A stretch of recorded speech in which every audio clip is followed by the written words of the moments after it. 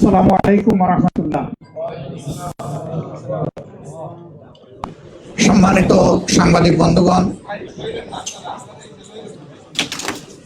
মহান আল্লাহ রাব্বুল আলামিনের শুকরিয়া আদায় করছি।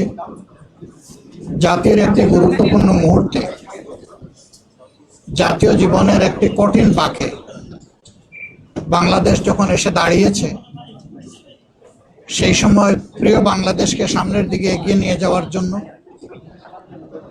একটি শোষণ বৈষম্যহীন, দুর্নীতিমুক্ত, মানবিক বাংলাদেশ গড়ার জন্য ন্যায় এবং ইনসাফের ভিত্তির উপর সমাজকে দাঁড় করানোর জন্য অঙ্গীকার নিয়ে, আপনারা জানেন এতদিন ধরে 8টি দল একসাথে আমরা কাজ করে আসছিলাম। এই দলগুলোর সকলেই এখানে উপস্থিত আছেন প্রতিনিধিরা।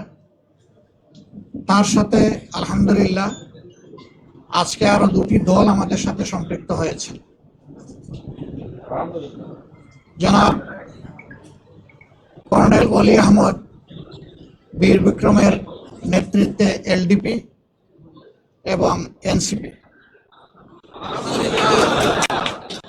এনসিপি একটু আগে আমাদের সাথে তাদের বৈঠকটা সমাপ্ত হয়েছে। তারা এই বৈঠকে আসার সময় এবং সুযোগটা পাননি। তাছাড়াও দলীয় পরিসরে তারা একটা মিটিং করে আজকে রাত্রেই আমাদেরকে তারা জানিয়েছেন যে তাদের এখানে সম্পৃক্ততার ব্যাপারটা তারা আপনাদেরকে পরিষ্কার জানিয়ে দেবেন ইনশাআল্লাহ। তাদের আহ্বায়ক নাহিদ ইসলাম সরাসরি কথা বলেছেন আমাদের সকলের সাথে, আমরা উপস্থিত ছিলাম এবং তিনি তাদের সিদ্ধান্ত আমাদেরকে অবহিত করেছেন। তারা আরেকটি প্রেস কনফারেন্স করে তাদের সিদ্ধান্ত আপনাদেরকে ইনশাআল্লাহ জানিয়ে দেবেন। আমরা কিসের ভিত্তিতে একত্রিত হয়েছে, আমাদের লক্ষ্যের কথা আমরা বলেছি। এটা আমাদের একটি মজবুত নির্বাচনী সমঝোতা। সারা বাংলাদেশের 300 আসনে আমরা বসে নিজেদের মধ্যে আলাপ আলোচনার মধ্য দিয়ে বিভিন্ন আসন আমাদের মধ্যে আমরা নির্ধারণ করেছি। যেহেতু 2টা দল একেবারে শেষ পর্যায়ে এসে আমাদের সাথে তারা মিলিত হয়েছেন, আরো অনেকগুলা দল তারা আগ্রহী ছিলেন, বাট এই প্রক্রিয়া এই মুহূর্তে এখানে সম্পৃক্ত করা আমাদের জন্য খুবই দুরূহ হয়ে গেছে। অনেকের আগ্রহ থাকা সত্ত্বেও আমরা সেভাবে তাদেরকে সম্পৃক্ত করতে পারছি না। আমরা তাদের কাছে দুঃখ প্রকাশ করছি, কিন্তু জাতীয় জীবনে ইনশাআল্লাহ আমরা তাদের সাথে একসাথে কাজ করব এই জাতিকে গড়ার জন্য ইনশাআল্লাহ। আমাদের আসন সমঝোতা অলমোস্ট কমপ্লিট।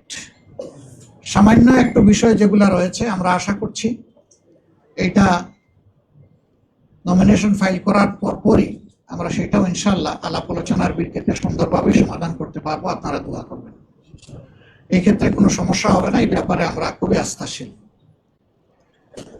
সাংবাদিক বন্ধুগণ, আপনারা জাতির বিবেক এবং মিডিয়া জাতির দর্পণ। আমরা কোন পর্যায়ে চলে গিয়েছিলাম আমরা সবাই জানি। আল্লাহ তাআলার বিশেষ মেহেরবানি 24-এর গণবিপ্লবের মধ্য দিয়ে, গণ আন্দোলন, গণ অভ্যুত্থান, যেভাবে বলুন, তার মধ্য দিয়ে কার্যত এই জাতি স্বস্তির নিঃশ্বাস ফেলেছে এবং নতুন করে একটা আজাদির আশা অন্তরে পোষণ করছে। এই বিপ্লব পরিপূর্ণতা পেয়েছে 24-এ এসে, কিন্তু ত্যাগ এবং কুরবানি শুরু হয়েছে 2009 সাল থেকে। তৎকালীন বিডিআরের সদর দপ্তর পিলখানায় যে মর্মান্তিক হত্যাকাণ্ড সংঘটিত হয়েছিল, যেখানে বাংলাদেশের কমিটেড 57 জন অফিসার তাদের জীবন দিয়েছিলেন। এরপরে একের পর এক বিভিন্ন দল, আলেমা, সিভিল সোসাইটি, সাংবাদিক সমাজ, এক কথা কেউ বাকি নাই, সকলের উপরেই নির্যাতন নিপীড়ন গিয়েছে। এখন জাতি দীর্ঘস্থায়ী মুক্তির দিকে আগাতে চায়, শান্তির দিকে আগাতে চায়, একটা সুশৃঙ্খল জাতি হিসাবে আত্মপ্রকাশ করতে চায়। এবং আমাদের যুব সমাজের যে প্রত্যাশা, যেটার জন্য মুক্তিতে তারা লড়াই করেছিল, জীবন দিয়েছিল, তাদের প্রত্যাশা পূরণ এখন আমাদের দায়িত্ব। আমরা আজকে মহান রবের দরবারে সেই সমস্ত আল্লাহর বান্দাদের জন্য দোয়া করছি যারা জুলুমের হাত থেকে দেশকে বের করে আনার জন্য লড়াই করে জীবন দিয়ে দুনিয়া থেকে বিদায় নিয়েছেন। আল্লাহ তাদেরকে ক্ষমা করুন, তাদের উপর রহম করুন, আল্লাহ তাদেরকে শহীদ হিসাবে কবুল করুন।